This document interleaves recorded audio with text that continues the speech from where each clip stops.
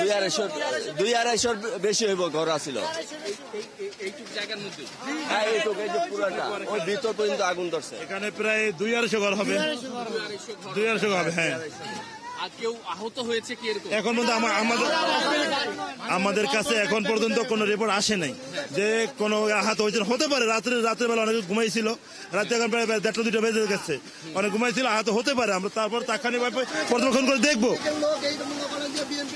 এক মিনিট,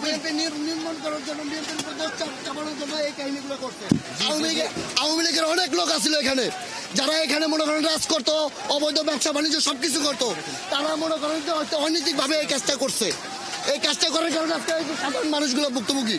কত মানুষের কত ক্ষতি হয়েছে কল্পনার বাইরে। এই সাধারণ মানুষগুলোর কারণে সব আওয়ামী লীগের লোক এখন পর্যন্ত এটার ভিতরে ইন্ধন আছে। আমি সরকারের যারা আছে সরকারের দায়িত্ব তাদের কাছে আকুল আনন্দ, আওয়ামী লীগের কোনো লোক যে এখানে না থাকতে পারে, সাধারণ মানুষ যে ভালোভাবে থাকতে পারে তাদের কাছে আমার এটাই আবেদন। আর অন্য কোনো কিছু নাই বলার। যে এই যে ঘুমের মানুষ, ঘুমের ভিতরে বাচ্চাও থাকতে পারে, মা বাবা থাকতে পারে, ঘুমের ভিতরে কে মারা গেছে কে কইতে পারবো? কেউ বলার মধ্যে কেউ কিছু আছে? এখানে কিছু আওয়ামী লীগের কর্মী আছে যারা মনে করেন যে আগেও করছে এখনো করছে, তারা রাজ করে খাইতেছে, তারা এই সব অনেকদের ভিতরে যুক্ত। কি অবস্থা এখন? আপনি জানেন না?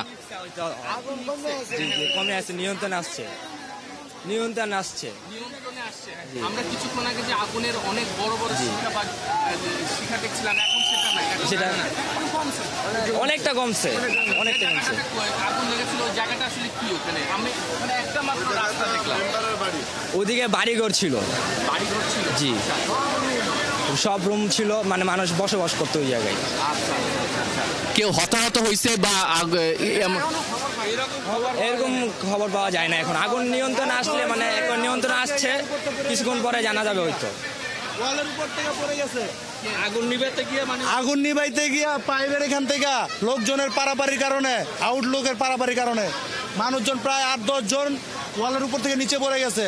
অনেকে পায়ে ব্যথা হয়েছে, অনেকে হাতে ব্যথা হয়েছে।